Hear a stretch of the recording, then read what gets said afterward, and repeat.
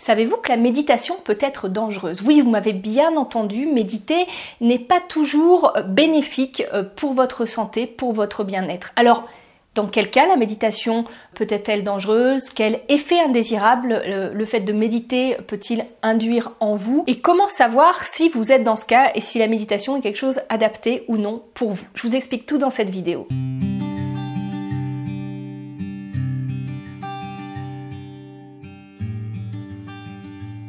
Bonjour à tous, je vous retrouve pour la deuxième vidéo qui porte sur la méditation. Dans la première vidéo, que je vous remettrai là-haut, je vous avais parlé des effets bénéfiques de la méditation et surtout de ce qu'il se passait quand vous méditiez. Et je vous avais expliqué comment le fait de méditer était bénéfique parce que c'était un entraînement de votre cerveau et que cet entraînement, à terme, allait vous permettre entre guillemets, de gagner en espace pour traiter l'information, en espace pour pouvoir mieux réguler vos émotions, en espace pour pouvoir prendre de la distance par rapport à ce qui vous arrivait et ne plus jouer le pilote automatique qui se joue et qui quelquefois est un petit peu délétère. Mais j'avais également conclu cette vidéo en vous expliquant que quelquefois la méditation n'était pas du tout adaptée et que chez certains, elle pouvait même être dangereuse. Donc aujourd'hui, on va revenir sur ce cas qui est un cas minoritaire mais dont on parle peu et qui laisse très démunis les gens qui essayent de méditer et qui se sentent très mal après avoir médité. Parce que oui, peut-être que vous, là qui regardez la vidéo, vous l'avez expérimenté, vous avez commencé à fermer les yeux, vous avez commencé à être pleinement conscient de tout ce qui se passait autour de vous, en restant calme, en restant dans cette posture méditative qui veut qu'on soit sans jugement et qu'on ne juge pas les choses, qu'on les laisse juste passer, que ce soit les pensées, les émotions, etc. etc. Et en général, quand on commence à méditer, ce qui est tout à fait normal, on est un petit peu envahi de pensées, on est un petit peu envahi d'émotions. Alors je vous avais expliqué dans la dernière vidéo pourquoi ça se passe et pourquoi ça vaut quand même le coup de continuer. Sauf que dans certains cas, ça ne vaut pas le coup de continuer. Pourquoi? Parce que dans certains cas, normalement, ce qu'il se passe, c'est qu'on se sent un petit peu envahi de toutes ces émotions et on se sent un petit peu dépassé, mais au fur et à mesure du temps, cet état d'activation finalement va se calmer, va s'apaiser et va revenir, va se calmer, mais on va faire plutôt des vagues. Sauf que chez certaines personnes, cet état va pas faire des vagues, cet état va faire comme ça. C'est-à-dire que plus vous allez essayer de, entre guillemets, lâcher prise et laisser passer, plus vous allez vous sentir dépassé, plus vous allez vous sentir paniqué, plus vous allez vous sentir rempli d'émotions et de pensées que vous n'arrivez pas à gérer et qui vous angoissent. Les personnes qui sont à risque par rapport à une pratique méditative vont pouvoir malheureusement ressentir des attaques de panique pendant qu'elles méditent, vont pouvoir ressentir des émotions énormes qu'elles n'arrivent pas à gérer, tout type d'émotions, vont pouvoir ressentir un stress aigu vraiment très important qui les laisse dans un état vraiment de panique, c'est-à-dire qu'elles peuvent sortir de la méditation en tremblant, en étant en plein état de panique, et une panique qui serait, comment dire, qui ne serait pas raisonnée, c'est-à-dire qu'on ne comprend pas pourquoi cette émotion nous prend. Pour certaines personnes, malheureusement, qui ont eu un passé un petit peu compliqué, qui ont eu des traumas dans l'enfance ou autre, vous pouvez expérimenter des flashbacks traumatiques au moment où vous allez méditer, avoir des sensations physiques extrêmement difficiles à supporter, que ce soit des douleurs, que ce soit... c'est plus que de l'inconfort, c'est vraiment quelque chose de très difficile à supporter physiquement.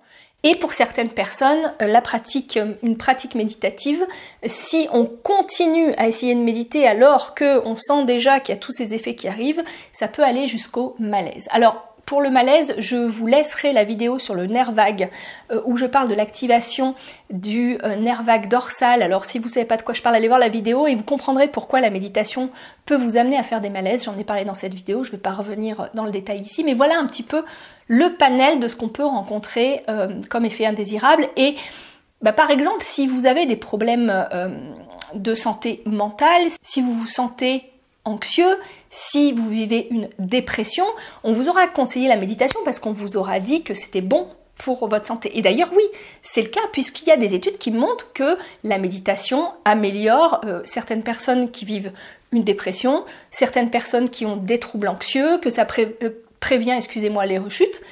Mais ce n'est pas le cas pour tout le monde. Et pour certaines personnes, ça va être même l'opposé, c'est-à-dire que le fait de méditer va augmenter vos symptômes de dépression, va augmenter votre trouble anxieux.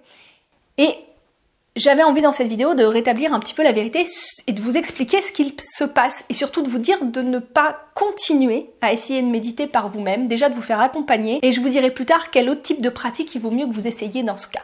Alors qui peut rencontrer ça?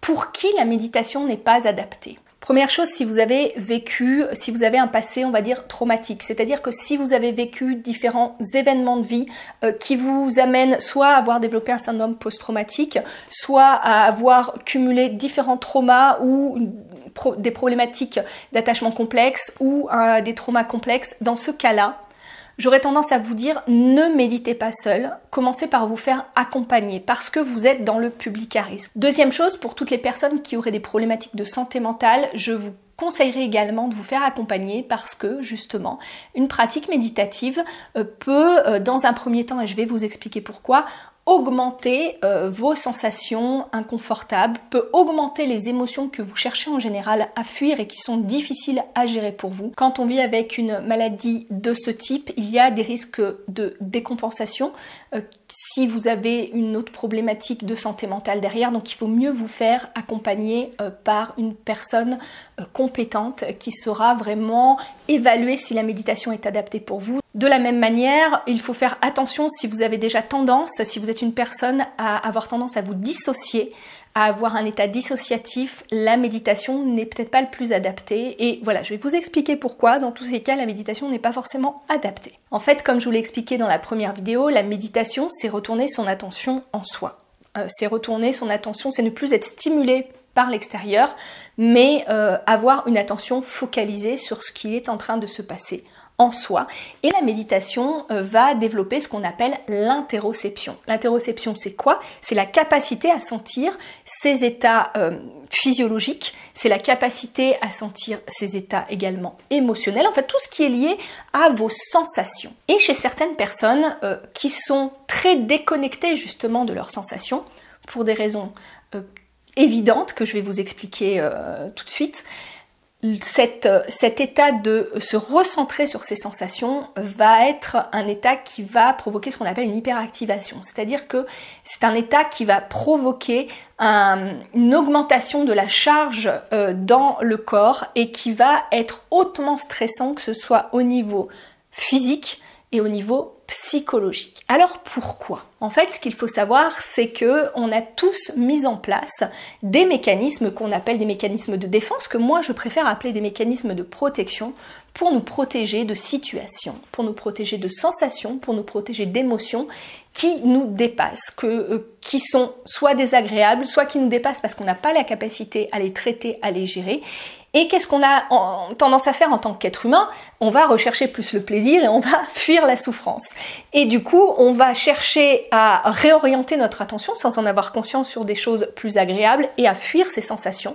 On les balaye un petit peu sous le tapis pour pas les voir parce qu'elles sont trop difficiles. Alors, si vous avez vécu un passé traumatique, je pense que vous voyez tout de suite l'intérêt de mettre les choses sous le tapis, même si c'est pas la meilleure chose à faire, mais parce qu'on peut pas les traiter, parce que c'est tellement énorme, parce que ça fait tellement souffrir qu'on n'est pas en capacité tout de suite de les traiter. Donc on les accumule, on les met sous le tapis, mais ce qu'il faut savoir, c'est qu'en mettant toutes ces sensations sous le tapis, on ne les fait pas disparaître. On les fait juste disparaître à notre vue, mais en fait elles existent toujours, elles sont toujours dans la pièce. Et c'est ce qui se passe dans votre corps.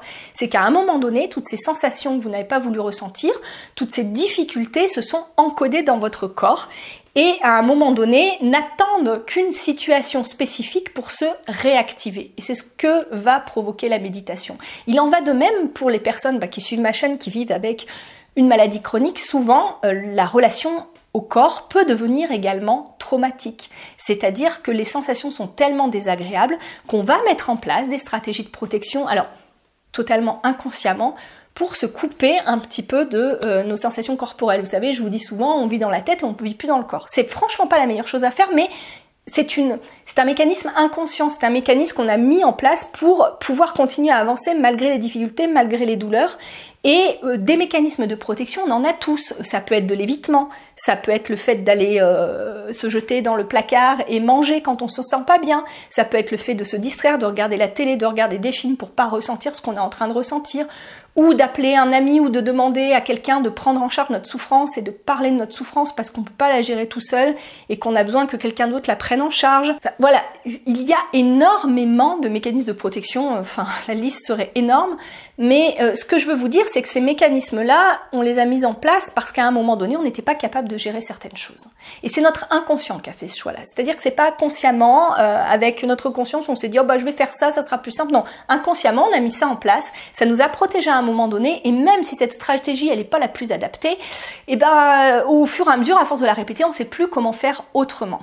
Et ce qu'il va se passer quand vous allez essayer de méditer, et que, sans en avoir conscience pendant des années, vos mécanismes de protection ont été ceux-ci, ont été de mettre de côté, de balayer sous le tapis, c'est qu'à un moment donné, ben, quand vous allez méditer, qu'est-ce qui va se passer? C'est que le tapis, d'un coup, il va s'enlever. Et toute la poussière, tout ce que vous avez essayé de bien cacher dessous va remonter. C'est-à-dire que tout ce qui a été un petit peu caché dans votre corps, je vais citer Antonio Damasio, qui est un célèbre professeur en neurologie, et qui disait qu'on utilise souvent notre esprit non pas pour découvrir des choses, mais pour se les dissimuler à soi-même. Bah, c'est exactement ça. C'est qu'en fait, on se dissimule à soi-même toutes nos difficultés. Quand on va méditer, comme je vous l'ai expliqué dans la première vidéo, on va passer sur ce mode par défaut qui va être là pour traiter l'information, pour l'encoder, pour mettre de côté ce qui n'est pas utile, pour mémoriser ce qui est utile à se souvenir pour notre futur, etc., etc.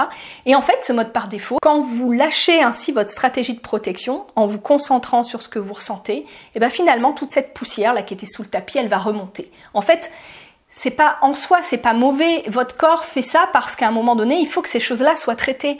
Sauf que, en vrai, qu'est-ce que ça va donner? Ça va donner un état d'activation tellement énorme que vos émotions, elles vont refaire surface d'un coup. Et le souci, c'est que cette stratégie de protection, si vous l'enlevez et que vous ne mettez rien d'autre en place à côté, vous allez être juste en incapacité totale de gérer toute cette poussière parce qu'il y en a trop. Et de plus, l'autre risque, c'est que vous allez vous, entre guillemets, retraumatiser encore plus. C'est-à-dire que si vous avez mis comme ça la poussière sous le tapis, c'est parce que vous n'étiez pas en capacité de le gérer. Et là, si ça arrive d'un coup, vous ne serez pas plus en capacité de le gérer, puisqu'une petite quantité, vous n'avez pas su le gérer. S'il y a de la poussière partout, vous ne saurez pas plus le gérer. Et le pire, c'est que ça va encore plus sensibiliser toutes les structures, toutes vos structures neurologiques au fait que c'est dangereux de ressentir ces sensations. Et c'est pour ça qu'à un moment donné, vous pouvez faire des malaises, que vous pouvez être dans une situation où vous faites une attaque de panique. C'est juste votre système nerveux qui est tellement dépassé qui va réactiver tous les mécanismes de défense. Et bon, comme je vous l'avais expliqué dans la vidéo sur le nerf vague, je reviens pas dessus, il y a un des mécanismes de défense, le plus ancien, qui nous fait nous évanouir quand nous ne sommes plus en capacité de gérer trop d'émotions et de gérer trop d'activation.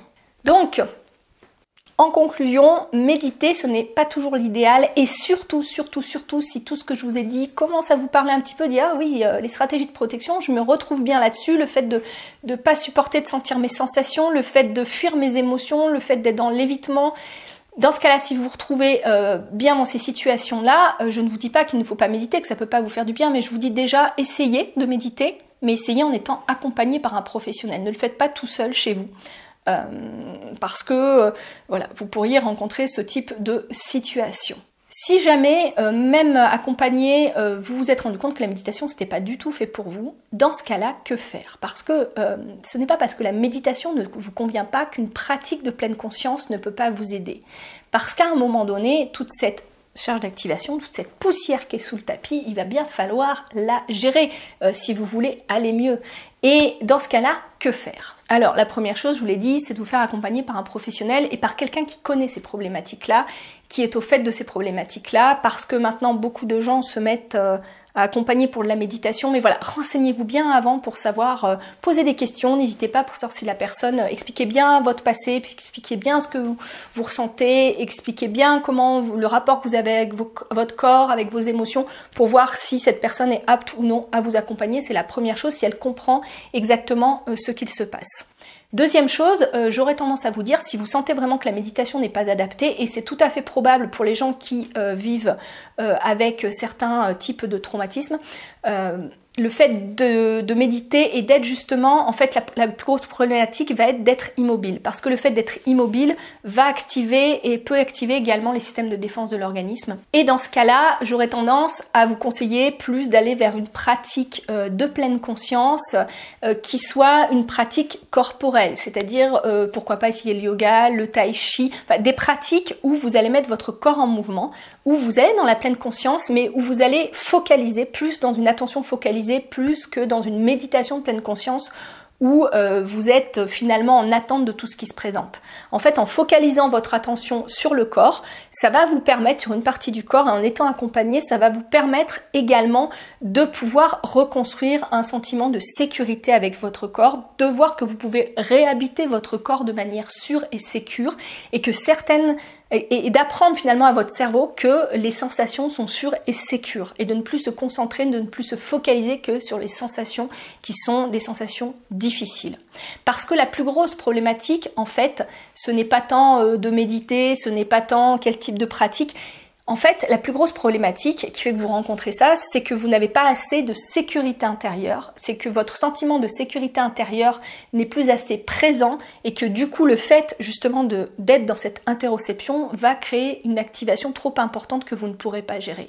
Et du coup, mon troisième conseil, c'est de trouver un thérapeute, c'est de trouver quelqu'un apte à vous accompagner par une pratique qui vous conviendra, parce qu'il y a énormément de pratiques et il faut trouver ce qui résonne pour vous. Il n'y a pas la pratique miracle, il y a la pratique qui vous convient, de trouver le thérapeute également qui vous convient, avec qui vous allez vous sentir en sécurité et qui va vous permettre de vous faire ressentir cette sécurité, intérieure et de vous apprendre à vous reconnecter à vous, à votre sécurité intérieure et du coup de pouvoir toujours revenir sur cette ressource de sécurité intérieure et petit à petit qui va vous apprendre à vous reconnecter à votre corps parce que souvent c'est la grosse problématique que vous rencontrez. C'est pour ça que vous mettez tout sous le tapis, c'est parce que le corps n'est plus sécure, les sensations ne sont plus sécures, tout ce que vous vivez n'est plus sécure et l'alarme est toujours en train de sonner dans votre cerveau et du coup vous avez utilisé des stratégies de protection qui ont été utiles à un moment donné pour fuir ces sensations, mais à un moment donné pour aller mieux il va falloir se reconnecter à celles-ci, apprendre à les apaiser, apprendre à s'apaiser et je vous l'expliquerai dans une autre vidéo à ce sujet, apprendre à reconstruire une autre relation avec son corps, une autre relation à ses sensations. Et justement, je vous propose cette vidéo qui va vous apprendre un petit peu mieux est-ce que la méditation est faite pour guérir? Est-ce que les pratiques de pleine conscience peuvent permettre de guérir? Et que faire pour réellement aller mieux? Je vous dis à très bientôt, prenez soin de vous, au revoir.